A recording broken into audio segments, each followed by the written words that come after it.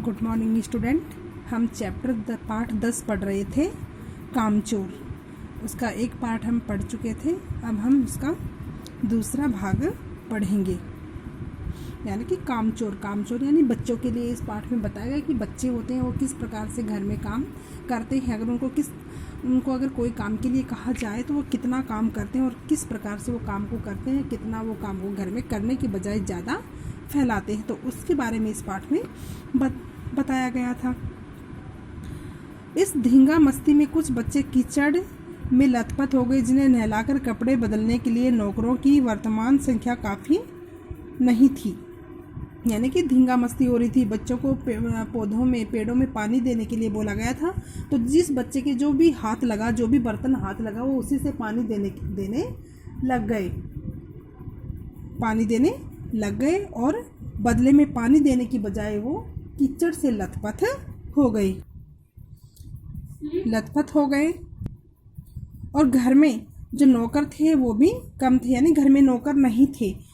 तो पास के बंगलों से नौकर आए और 4 आना प्रति बच्चा के हिसाब से नहलाए गए। और पास का जो बंगला था वहाँ से नौकरों को बुलाया गया और बच्चों को नहलाया गया और प्रत्येक बच्चे के हिसाब से उनको 25 पैसे दिए गए। हम लोग कायल हो गए कि सचमुच यह सफाई का काम अपने बस की बात नहीं और न ही पेड़ों की देखभाल हो सकती है। और लेखक कह रहे हैं कि हम लोग इस बात के यानी कि मानने को मजबूर हो गए। कायल यानी ये बात मानने को मजबूर हो गए कि ये जो सफाई का काम होता है, पेड़ों में पानी देने का काम होता है, ये बच्चों के बस का काम नहीं होता है। बच्चे ये काम नहीं कर सकते हैं। कम से कम मुर्गियां ही बंद कर दें। कम से कम ये काम तो नहीं कर सकते, लेकिन घर में मुर्गियां थी, उन मुर्गियों को ही वो बंद कर दें। बस सामी से जो बांस छड़ी हाथ पड़ी लेकर मुर्गियां हाँकने लगे, और जिसके जो भी हाथ पड़ा, छड़ी लकड़ियां जो भी हाथ पड़ा, उनसे मुर्गियों को भगाने लग गए।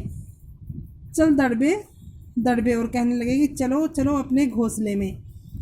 पर साहब, मुर्गियों को भी किसी ने हमारे विरुद्ध भड़का रखा था। और ऐसा लग रहा था जैसे मुर्गियों को भी बच्चों के खिलाफ किसी ने भड़का दिया। तो मुर्गियां अपने दड़बे यानी अपने घोंसले में जाने की बजाय वो इधर उधर भागने लग गई। ऊट पटांग इधर उधर कूदने लगी और इधर उधर भागने लगी। कभी कोई किधर भागती, कोई किधर। 2 मुर्गियों खीर के प्यालों से जिन पर आया चांदी के वर्क लगा रही थी, दौड़ती फड़फड़ाती हुई निकल गई। और आया थी वो चांदी खीर के प्याले थे, तो जो प्याले थे, प्यालों के ऊपर चांदी के उन पे वर्क लगा रही थी, चांदी का उन पे रंग लगा रही थी। तो मुर्गियां थी वो दौड़ती आई और उस प्यालों के ऊपर से फड़फड़ाती हुई निकल गई। यानी कि आया की जो मेहनत थी वो पूरी बेकार चली गई। वो प्याले किसी भी काम के नहीं रहे।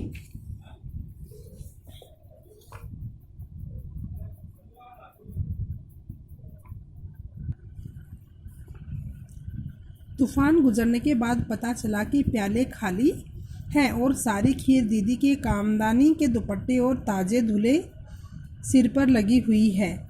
यानी कि जैसे ही वो मुर्गियां भागने से रुकी और जैसे ही बच्चों को रोका गया मुर्गियों के पीछे भागने से, तो जब ये तूफान शांत हुआ, जब वो सब शांत हुए, तो पता चला कि खीर है वो दीदी थी, वो काम कर रही थी उस पे कुछ काम कर रही थी दुपट्टे पे, तो उस पे लगी हुई है। और उसका सिर है वो धुला, और उसने बाल धो रखे थे, धुले हुए बालों पे खीर लगी हुई है।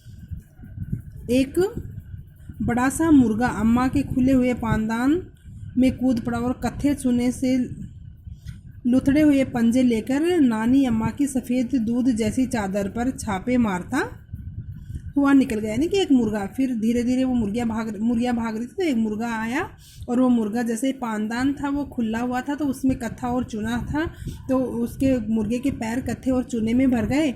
और वो अम्मा की सफ़ेद चादर थी, दूध जैसी धुली हुई चादर थी, तो उसके ऊपर वो लग गया। एक मुर्गी दाल की पतीली में छपाक मारकर भागी और सीधी जाकर मोरी में इस तेज़ी से फिसली की सारी कीचड़ मौसी के मुँह पर पड़ी। जो बैठी हुई हाथ मुंह धो रही थी। और क्या है, फिर एक मुर्गी भागी तो दाल की पतीली रखी हुई थी, दाल की पतीली में ऐसे कूदी, उसके पैर भर गए और जैसे वो मोरी खिड़की से भागती है तो नाली होती है आगे, नाली में वो इस तरह से फिसल जाती है कि नाली से कीचड़ उछल के मौसी मुंह धो रही थी, उसके मुँह पे जा लगी। इधर सारी मुर्गियाँ बेनकेल का ऊँट बनी चारों तरफ दौड़ रही थी और उधर सारी मुर्गियाँ थी वो इस तरीके से दौड़ रही थी जैसे बिना नकेल का ऊँट दौड़ रहा हो। एक भी दड़बे में जाने को राजी नहीं थी और एक भी मुर्गी थी वो अपने दड़बे में यानी अपने घोंसले में नहीं जा रही थी। उधर किसी को सूजी की भेड़ें आई हुई हैं, लगे हाथों उन्हें भी दाना खिला दिया जाए। और फिर मुर्गियों का काम तो हो गया था, फिर बच्चों ने क्या किया, किसी एक बच्चे को पता चला कि भेड़ हैं वो आ चुकी हैं तो उनको अभी हम दाना खिला देते हैं, तो क्यों ना हम साथ साथ उनको दाना भी खिला दें। तो बच्चों ने बच्चे दाने लेकर भेड़ों की तरफ गए। दिन भर की भूखी भेड़ें दाने का सूप देखकर जो सबकी सब झपटी और भागकर जाना कठिन हो गया। और जैसे ही क्या है, सारी मुर्गियां थी वो सारी भेड़ें थी वो दाने देखकर बच्चों की तरफ भागने लगी और दानों पे इस तरह झपटी की, यानी बच्चों का कठिन हो गया, बच पाना उनसे कठिन हो गया। उनके चारों तरफ भेड़ें ही भेड़ें हो गई। लस्तम पस्तम तख्तों पर चढ़ गई और जैसे ही बच्चे भागकर तख्तों पे चढ़े तो भेड़ें थी वो भी उनके पीछे चारों तरफ उनको घेर के वो भी तख्तों पे चढ़ गई। पर भेड़ चाल मशहूर है, यानी कि भेड़ चाल होती है वो मशहूर होती है। एक भेड़ चलते तो उसके पीछे सारी भेड़ें चलती है, एक भेड़ करती है वैसे सारी भेड़ें करती है। उनकी नज़र तो बस दाने के सूप पर बनी हुई थी और जो भेड़ें थी उनकी नज़र तो सिर्फ जो दाने थे, दाने का सूप था उस पर थी उनकी नज़र। पलंगों को फलांगती बर्तन लुढ़काती साथ साथ चढ़ गई और पलंगों के ऊपर से कूदती हुई, बर्तनों के ऊपर से कूदती हुई, लुढ़कती हुई और तख्तों के ऊपर चढ़ गई। तख्त पर बानी दीदी का दुपट्टा फैला हुआ था जिस पर गोखरी, चंपा और सलमा सितारे रखकर बड़ी दीदी मुगलानी बुआ को कुछ बता रही थी। और जो तख्ता था उस तख्त पे दुपट्टा रखा हुआ था, फैला रखा था, तो उसके ऊपर क्या है, कुछ वर्क था उस पर। तो उनके बारे में जो बड़ी दीदी है वो उनकी कोई बुआ होगी, मुगलानी बुआ, तो उसको कुछ उसके दुपट्टे के बारे में बता रही थी। भेड़ें बहुत निसंकोच सबको रोंती मैंगनी का छिड़काव करती हुई दौड़ गई और जैसे ही भेड़ें आई तो वो भागती हुई, और मैंगनी होती है, पोटी होती है, तो वो उसके ऊपर छिड़कती हुई और वहाँ से निकल गई। जब तूफान गुजर चुका तो ऐसा लगा जैसे जर्मनी की सेना टैंकों और बम्बारों सहित उधर से छापा मारकर गुजर गई, और ऐसा लग रहा जैसे जर्मनी की सेना आई है और वो आक्रमण करके अपने टैंकों को गोलीबारी बमबारी करके वो अब शांत हो गई और वो यहाँ से जा चुकी है। जहाँ से सूप गुजरा, भेड़ें शिकारी कुत्तों की तरह गंध सूंघती हुई हमला करती गई। जैसे जैसे वहाँ पे सूप गिरता गया वैसे वैसे ही क्या है, भेड़ें हैं वो उसको सूंघती हुई, अनाज को सूंघती हुई और वहाँ से निकल गई। हजनमा एक पलंग पर दुपट्टे से मुंह ढके सो रही थी। उन पर से जो भेड़ें दौड़ी तो न जाने वह सपने में किन महलों की सैर कर रही थी। दुपट्टे में उलझी हुई मारो चीखने लगी और जो हजनमा थी वो सो रही थी तो भेड़ें थी वो उनके ऊपर से निकल गई और जैसे ही वो नींद से जाकर जल्दी से बोली कि मारो करके चीखने लगे। इतने में भेड़ें सूप को भूलकर तरकारी वाली की टोकरी पर टूट पड़ी और इतने में सब्जी वाले की टोकरी पर टूट पड़ी। यह दालान में बैठी मटर की फलियां तोल कर रसोइये को दे रही थी और ये वहीं आंगन में बैठी हुई और जो मटर की फलियां थी वो तोल कर रसोइये को दे रही थी।